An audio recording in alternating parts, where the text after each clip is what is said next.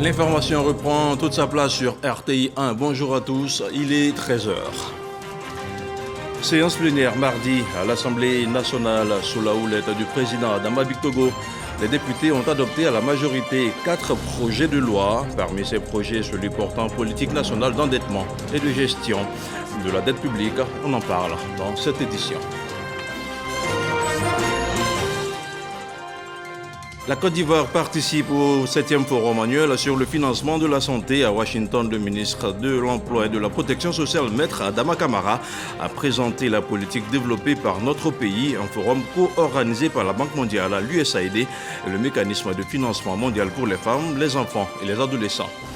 Et puis nous irons à Dubaï où d'impressionnantes inondations ont ralenti l'activité économique. Les écoles ont été fermées et le télétravail a été fortement encouragé. D'après les premières estimations, il serait tombé plus de 30 mm de pluie au cours de la matinée à Dubaï et jusqu'à 128 mm de pluie étaient attendus tout au long de la journée de mardi. Voilà pour les titres. Merci de regarder RTI 1. Il s'est tenu ce mercredi un conseil des ministres au palais de la présidence de la République. La rencontre était dirigée par le chef de l'État, le président de la République, Alassane Ouattara. L'ordre du jour comportait des mesures générales, des mesures individuelles et bien sûr des communications. Le point complet de la rencontre vous sera proposé ce soir à l'édition du journal de 20h. Mardi, à l'Assemblée nationale, 4 projets de loi ont été examinés. Des projets de loi adoptés par les députés réunis en plénière. Les députés ont eu l'occasion de plancher sur le projet de loi portant politique nationale de l'endettement et de la gestion de la dette. Toute chose qui permettra à la Côte d'Ivoire de mieux encadrer sa stratégie de gestion de la dette publique. 3 autres projets de loi étaient également sur la table des parlementaires. La séance a été présidée par le patron de l'hémicycle, le président Adama Bictogo. On fait le point de la rencontre avec Moussa Konaté. Le projet de loi portant politique nationale de l'endettement et de la gestion de la dette publique. Le texte soumis à examen à cette séance plénière est adopté par la majorité des députés présents après 3 propositions d'amendement rejetées. Le projet de loi donne déjà beaucoup de pouvoir au ministre des Finances. Donc dès lors que lui, il assure la gestion, nous avons demandé que celui qui définit les modalités soit différent, en l'occurrence que ce soit le président de la République. Et cela n'a pas été accepté. La loi vient renforcer le cadre juridique et institutionnel de la politique nationale d'endettement et de gestion de la dette, démontrant ainsi que le gouvernement a toujours été transparent et pointilleux sur la question de la dette, qui elle-même est bien gérée, parce qu'en cohérence avec les objectifs de développement de la Côte d'Ivoire et au regard des critères de convergence. Je suis donc très heureux du vote de cette loi qui devrait une fois de plus rassurer les Ivoiriens. C'est la première fois que nous voyons l'exécutif associer le Parlement dans la prise de décision, dans la gestion, l'encadrement d'une loi de dette. La plénière a également adopté le projet de loi sur le code de l'urbanisme et le domaine du foncier urbain. Le texte apporte des innovations dans l'obtention de l'ACD, arrêté de concession définitive. L'ACD aujourd'hui fait l'objet de contestations. Cette loi, ce qu'elle apporte comme innovation, c'est de faire en sorte qu'une fois que vous avez votre ACD de façon régulière, et j'allais dire de bonne foi, que ce ACD-là ne soit plus l'objet de contestations. Le débat à cette séance a aussi porté sur les sanctions prévues par le projet de loi relatif aux communications électroniques. C'est l'article 214 qui établit les sanctions pénales liées aux violations des communications électroniques, communications privées. En commission déjà, j'avais émis des réserves très fortes sur cet article-là par rapport au travail des journalistes, notamment ceux d'investigation. Aujourd'hui en plénière, il n'y a pas eu d'évolution sur ce texte. Et donc, évidemment, j'ai voté contre parce que je considère que, tel que c'est libellé, ce texte peut être soumis à interprétation. L'article 214 pourrait être vu comme fin à la liberté de la presse. Il n'en est pas question. Il suffit de se référer au régime juridique de la presse. La loi numéro 17-687 du 27 décembre qui a été votée aussi à la quasi-unanimité des députés.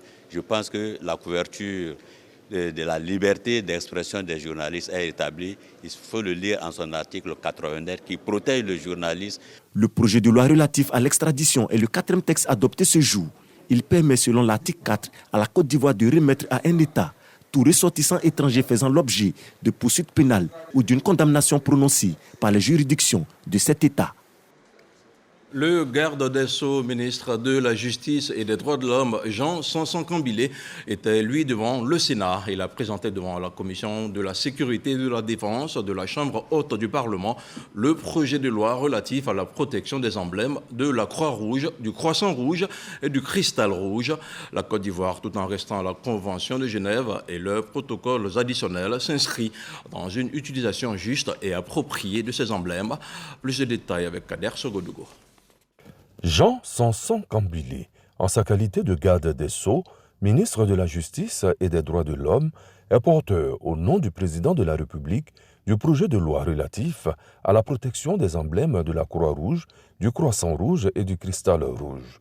La Côte d'Ivoire reste attachée à leur bonne utilisation. L'utilisation des emblèmes de la Croix-Rouge, du Croissant Rouge et du Cristal Rouge est régie par des conventions internationales, les conventions de Genève, qui en assurent la protection. Et notre pays, qui a souscrit à l'ensemble de ces conventions, est tenu de l'intégrer dans son ordonnancement juridique interne. C'est donc l'objet du présent projet de loi qui vise donc à protéger les emblèmes de la Croix-Rouge, du Croissant Rouge et du Cristal Rouge, aussi bien en temps de paix qu'en temps de conflit armé. C'est à l'unanimité que les sénateurs membres de la Commission de la Sécurité et de la Défense ont donné quitus au projet de loi. La séance aura duré 35 minutes grâce à un exposé de motifs limpides du magistrat hors hiérarchie Jean Sanson Kambilé, garde des Sceaux, ministre de la Justice et des Droits de l'Homme. Avant de poursuivre ce journal, je vous donne lecture de ce communiqué du Conseil supérieur de la magistrature. Il est porté à la connaissance des personnalités politiques, administratives et judiciaires, ainsi qu'à l'attention de l'opinion publique, que le chronogramme des obsèques du président du Conseil supérieur de la magistrature, Mamadou Koné, est modifié en ce qui concerne la journée du jeudi 18 avril 2024 comme suit. 8h30, levée du corps à Ivosep Trècheville. 11h30, cérémonie d'hommage de la nation sur l'esplanade de la primature.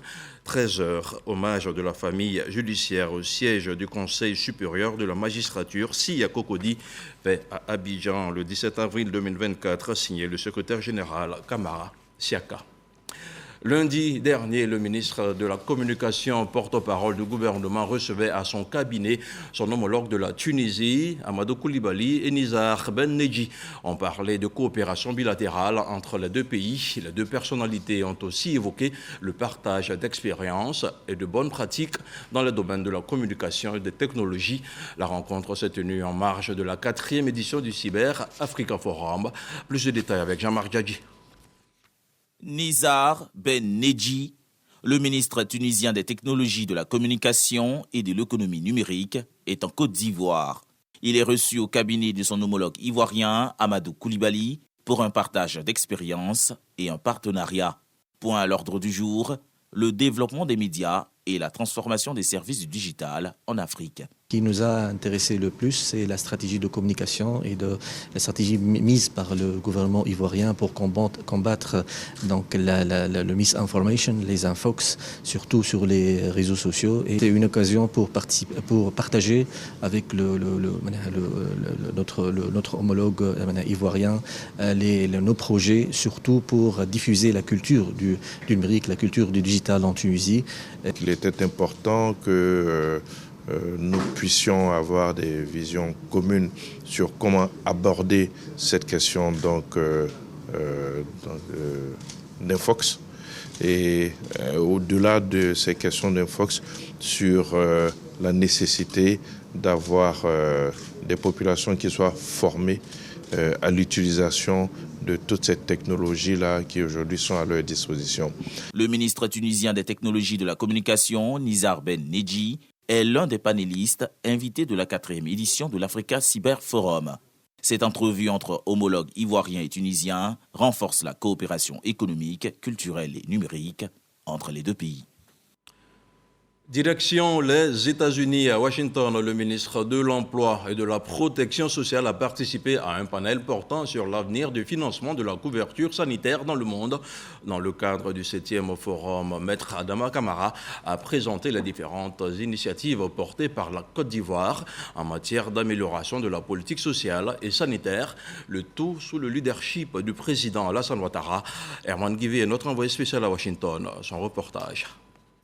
Deuxième journée du 7e forum annuel sur le financement de la santé à Washington aux États-Unis. Une question capitale dirige les échanges entre panélistes à décrire la nature des relations de collaboration actuelles entre les ministères des Finances et ceux de la Santé afin de favoriser une plus grande orientation de moyens financiers vers la prise en charge de politique sanitaire. Partage d'expériences entre l'Égypte, le Nigeria, le Kenya et la Côte d'Ivoire. Pour l'Égypte, il est très important que les deux ministères aient des points de vue convergents sur les questions en rapport avec le financement de la santé, un point de vue partagé par le Kenya et le Nigeria. La Côte d'Ivoire a aussi donné sa part d'expérience sur le sujet par la voix du ministre de l'Emploi et de la Protection sociale, Adama Kamara. On leur a expliqué qu'en Côte d'Ivoire, avec la réforme structurelle qui est en marche, il y a d'un côté les ressources qui proviennent des cotisations sociales et de l'autre côté les ressources qui proviennent du budget de l'État de Côte d'Ivoire. Notre objectif, c'est que la finalité de cette réforme-là, les cotisations sociales puissent suffire à financer le secteur de la santé. Si par extraordinaire ces cotisations sociales ne suffisent pas à financer le secteur de la santé, alors on pourrait faire appel à des ressources affectées que le ministère de l'Économie et des Finances voudra bien mettre à la disposition du dispositif de prise en charge du risque maladie. Les retours que nous avons de nos collègues sont assez satisfaisants et ils se font fort d'appliquer ce modèle-là dans leur pays. Le faisant, celui à qui revient le mérite, c'est le président de la République qui a conçu et qui politiquement soutient la mise en œuvre de cette réforme majeure qui a pour finalité de prendre en charge, du point de vue de la santé, les Ivoiriens et les étrangers. La Côte d'Ivoire avait tout intérêt à participer à ce panel. Son modèle de gestion du risque maladie étant fort apprécié par les partenaires techniques et financiers qui en parlent d'ailleurs comme un modèle de succès. Santé toujours, mais cette fois-ci en Côte d'Ivoire. Abidjan a abrité hier mardi une rencontre du réseau régional des chargés de communication de risque et engagement communautaire de la CEDEAO. Les participants ont planché sur les stratégies à mettre en place pour une meilleure prise en charge dans le secteur de la santé humaine, végétale et animale. L'éclairage du Grascando. Le réseau régional de la communication sur les risques et engagements communautaires de la CEDEAO en conclave à Abidjan. Cette rencontre annuelle de 4 jours regroupe les experts de la communication des risques évoluant dans les secteurs de la santé humaine, animale et végétale. L'engagement communautaire est un pilier extrêmement important si nous voulons prévenir et répondre aux épidémies qui touchent notre région. Chaque année, nous avons environ une quarantaine de nouvelles épidémies. Nous sommes une des régions de l'Afrique les plus touchées par ces épidémies. Donc il est important qu'on puisse se préparer. Il est important qu'on puisse appuyer l'ensemble des piliers pour répondre adéquatement lors des épidémies. Au directeur du cabinet du ministère de la Santé, de l'Hygiène publique et de la couverture maladie universelle de revenir sur l'importance de la communication dans la prévention et la gestion des urgences de santé. Je voudrais inviter tout et chacun à quelque niveau de responsabilité dans la société à prendre des mesures d'alerte, d'anticipation des crises, et ce, par une communication préventive lors des épidémies et autres pandémies dans notre sous-région. Ils doivent alors promouvoir des valeurs sociétales prenant en compte les attentes des populations afin de les rassurer, renforcer les dispositifs et programmes en leur faveur et accroître la confiance et la crédibilité des communautés. Au thème de la rencontre, des recommandations seront faites pour accompagner et faciliter une meilleure communication des crises lors des urgences de santé publique. C'est une activité désormais soumise à une autorisation préalable. L'exportation de produits vivriers est désormais possible en Côte d'Ivoire. Elle avait été interdite le 15 janvier dernier, justifiée par des raisons de sécurité alimentaire. Dans ce dossier Éco-Plus de la rédaction de RTI1, vous trouverez des éléments de réponse aux questions relatives à la mesure prise par le gouvernement ivoirien. Un focus réalisé par Dangui Dangui. À la périphérie de la ville de Bouaké, capitale de la région de Bouaké située au centre de la Côte d'Ivoire, à quelques 400 km d'Abidjan, Viviane nettoie son champ de manioc, sans grand espoir de vendre un jour sa récolte à prix d'or. Ça ne paye pas bien. Moi-même, dernièrement, j'ai vendu un tricycle là. Ça m'a pas, en tout cas, ça n'a pas marché. Et on dit qu'on ne paye pas sur le marché, donc quand ils viennent prendre en gros là, ils ne payent pas bien. Même son de cloche dans le champ voisin où Ndri était déjà son manioc arrivé à maturité. Si l'État peut faire une usine de manioc pour nous ici, et puis on va avoir assez de clients pour venir chercher, peut-être ça peut être nous arranger aussi. Sinon ça là, on ne fait pas beaucoup, un peu là. C'est quand tu prends pour faire manger. Quand tu en as là, à ton retour, il n'y a rien dans ta main. Cultivé dans les 4 coins du pays, le manioc, à la différence de nombreux produits vivriers, est transformé en plusieurs dérivés, notamment en pâte de manioc, également appelée plakali, et en attiéké. Comme la plupart des produits vivriers, une bonne quantité de dérivés du manioc se retrouve ici, sur le marché de gros de Bouaké pour exportation vers des pays limitrophes, dont le Mali et le Burkina Faso. Mais la filière a souffert de la mesure d'interdiction d'exportation de produits vivriers décidée par le gouvernement le 15 janvier 2024. Les agréments que ça nous a causé, vraiment, ça nous a mis dans beaucoup de difficultés et puis beaucoup de réflexions. Parce qu'on a trouvé que vraiment, c'est la seule activité que nous avons. On ne pouvait pas contourner la décision de l'État. Donc il faut forcément qu'on vienne avec le camion dans le marché maintenant pour faire le déchargement. On n'a pas pu faire le constat de nos pertes, mais quand même il y a eu des pertes. La filière igname et les activités du marché de gros de Bouaké en général n'ont pas été épargnés non plus. On avait payé les ignames, on avait des commandes, on s'est resté dans nos magasins et ça pourrit. Ça pourrit. Comme je dis, l'igname c'est périssable, ça pourrit. Voilà. Donc, 2 mois, ça est dans les petits magasins, il y a la chaleur. Donc, il faut dire que l'igname, c'est compliqué. Cette mesure nous a impacté très très négativement. Parce qu'elle s'attaquait au cœur du métier même du marché, c'est-à-dire la mise à disposition des produits vivriers sur tous les marchés, notamment les marchés de la sous-région. Nos commerçants ont subi des pertes énormes. Voilà. Et vous savez, l'écosystème fonctionne avec un certain nombre de partenaires et ils sont financés généralement pour ce qui est de l'export par leurs clients qui sont dans la sous-région. Donc ils avaient déjà préfinancé des productions bon champ. Donc quand la mesure a été prise, ils avaient de l'argent qui était stocké, ils avaient des camions qui avaient à disposition de la production et qui devaient partir et la mesure est venue. Le directeur général de l'Office d'aide à la commercialisation des produits vivriers au CPV de reconnaître que cette mesure a perturbé la filière. La situation a été portée à la connaissance de la hiérarchie et un comité a été mis sur place pour examiner ces cas. Et des mesures, des dérogations ont été prises pour ces produits-là. Et puis évidemment, il y a certains produits qui, j'allais dire, se détériorent très rapidement. C'est vrai qu'une partie a été perdue, mais ils ont pu sauver une bonne partie. Les acteurs de la filière riz, eux, n'ont nullement été impactés par la mesure. Ils l'ont plutôt salué. Le riz même qui est ici, là, ça ne suffit pas. Si ça suffit, si c'est beaucoup, c'est bien produit, beaucoup, si ça nous suffit, on peut donner partout. N'importe. Si tu as vu que tu vas donner quelque chose au hier, c'est que toi-même tu as recherché. À l'air là même, où on est là, à l'air là, le riz là même, ça commence à maigrir.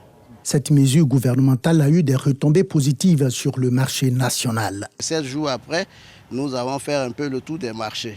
Et ce que nous avons constaté, c'est que les marchés étaient suffisamment approvisionnés.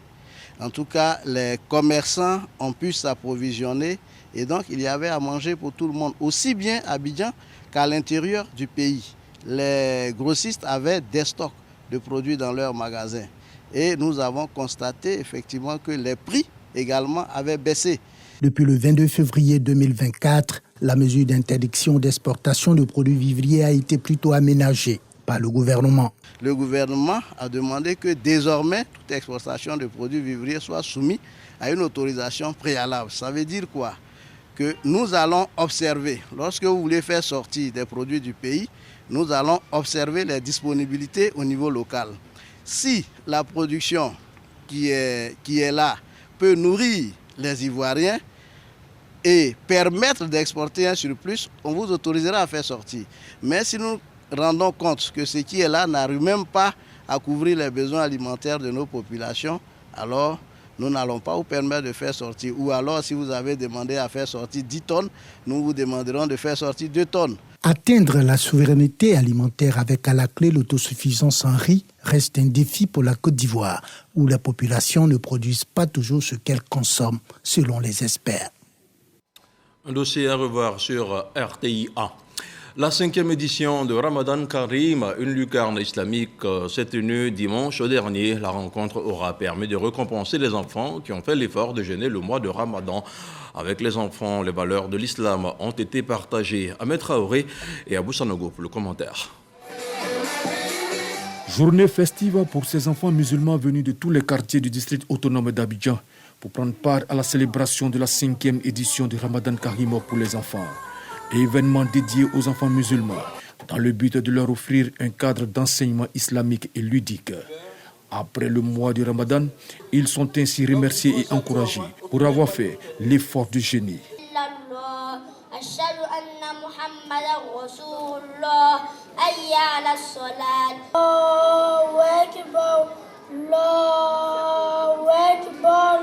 Cette initiative vise à promouvoir les valeurs de l'islam dans la vie quotidienne des enfants. Nos perspectives, c'est d'amener toute la communauté à adopter cet événement comme une fête pour nos enfants, pour les récompenser, pour avoir jeûné durant le mois de Ramadan, les motiver à vraiment s'intéresser à la religion musulmane qui est une belle religion, les encourager à apprendre la religion musulmane et à être de bons musulmans, pratiquants, sincères, qui ont la foi et la crainte de Dieu. Parrain de cette édition, Traoré Drissa, député de Wangolo-Dougou Kawara, se félicite de l'initiative qui vise à rapprocher davantage les enfants de leur religion. Avec pour thème les valeurs de l'islam dans la vie quotidienne des enfants, Ramadan Karim devient le cadre par excellence pour une éducation continue. Ils ont besoin de références, de modèles et d'orientation pour mieux se définir dans la société actuelle. Je reste persuadé que Ramadan Karim reste un indicateur pour nos enfants. Pour la prochaine édition du Ramadan Karim pour les enfants, les organisateurs entendent parcourir les contrées du pays, permettant ainsi aux enfants d'autres régions de vivre ce bonheur. On ouvre maintenant le journal du Massa 13.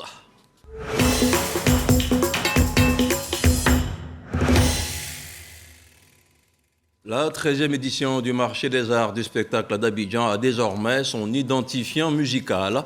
Intitulé Massa Papa Noël, l'hymne du Massa a été composé et chanté par le rappeur Suspect 95. Selon les organisateurs, il s'agit d'appeler la jeunesse ivoirienne à s'approprier l'événement. Un reportage de Serge Pacom Didi dans un commentaire de Didier Nguessan.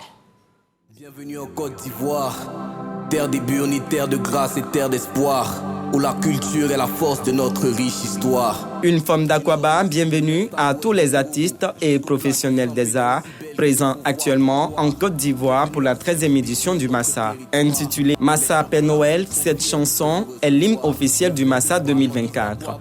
Une édition placée sous le thème jeunesse et innovation. D'où le choix de la musique urbaine, notamment le rap ivoire, une autre identité culturelle ivoirienne très prisée actuellement. Une chanson réalisée à partir d'une composition et des mélodies de Suspect 95, figure de proue du rap ivoire.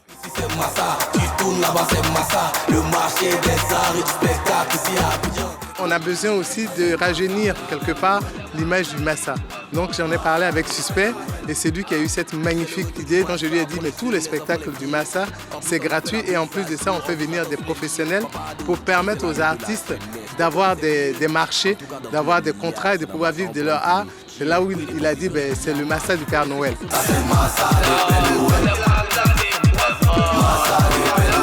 En plus, on a fait la bise à jour, on vous attend sous les lieux. Massa Père Noël fait aussi un clin d'œil à des icônes de la musique ivoirienne pour marquer les 30 ans d'existence de ce rendez-vous culturel.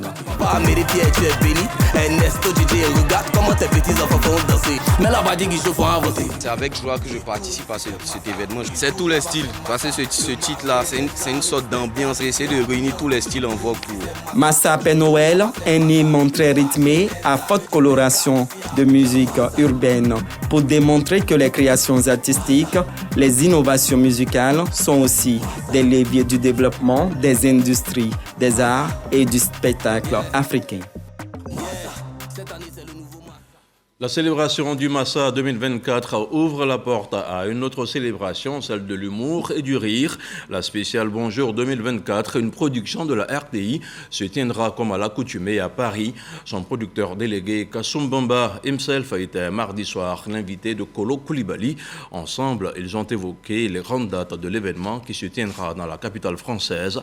On regarde un extrait. Nous sommes nombreux à avoir vibré au son, n'est-ce pas, de la joie, de la grande joie, n'est-ce pas, que nos éléphants ont pu nous donner pour la 3e étoile. Nous allons fêter véritablement à travers Bonjour Paris, la 4e édition. Et ça va se faire le 27 avril à partir de 20h. 18h déjà, les portes seront ouvertes pour le public. C'est une belle occasion. Alors, ça va se passer à la Maison de la Mutualité et c'est dans le 5e. Et c'est pour ça que nous demandons à tous les Ivoiriens, à toute l'Afrique qui se trouve, n'est-ce pas, à Paris, en Allemagne, en Italie, au Canada, aux États-Unis et même à Londres, partout. Il faut venir voir, c'est un spectacle haut en couleur. Nous allons marquer une petite pause au nom de la RTI, avec à sa tête le DG, M. Fosseni Dambélé, marquer un hommage, dire merci à un homme d'État, un homme d'action, un debout de la nation, le Premier ministre, Robert Begré-Mambé. Lui dit merci pour tout ce qu'il a pu apporter comme joie pour ces Ivoiriens qui étaient en Côte d'Ivoire et partout disséminés dans le monde entier. Les tickets sont disponibles. Les tickets sont disponibles depuis la semaine dernière. Déjà au coût, il faut les prendre dès maintenant. Grand public, vous avez les tickets à 35 €. Et pour les VIP, vous avez les tickets à 70 €. Et vous pouvez prendre déjà dès maintenant les tickets à l'ambassade de Côte d'Ivoire en France. Et bien entendu dans les espaces habituels. Sans oublier en ligne également où on peut prendre les tickets sur bietic.net. Dans l'actualité hors de chez nous, des pluies diluviennes se sont abattues sur les pays du Golfe hier mardi 16 avril. Rues, centres commerciaux et aéroports ont été inondés à Dubaï. Les écoles ont été fermées, le télétravail a été fortement encouragé. D'après les premières estimations, il serait tombé plus de 30 mm de pluie au cours de la matinée à Dubaï et jusqu'à 128 mm de pluie étaient attendus tout au long de la journée. Les écoles ont été fermées. À Oman, par exemple, 18 personnes ont perdu la vie, dont 9 écoliers. Et on termine avec ce communiqué du Conseil supérieur de la magistrature. Il est porté à la connaissance des personnalités politiques, administratives et judiciaires, ainsi qu'à l'attention de l'opinion publique, que le chronogramme des obsèques du président du Conseil supérieur de la magistrature, Mamadou Koné, est modifié en ce qui concerne la journée du jeudi 18 avril 2024, comme suit. 8h30, levée du corps à Ivosep, Trècheville. 11h30, cérémonie d'hommage de la nation sur l'esplanade de la primature. Et enfin, 13h, hommage de la famille judiciaire au siège du Conseil supérieur de la magistrature, si à Cocody. Fait à Abidjan le 17 avril 2024, signé le secrétaire général Kamara Siaka. Ce journal vous a été présenté dans le langage des signes par le professeur Hachimaka. Il est terminé, je vous retrouve ce soir pour refermer la journée. Ce sera à 23h.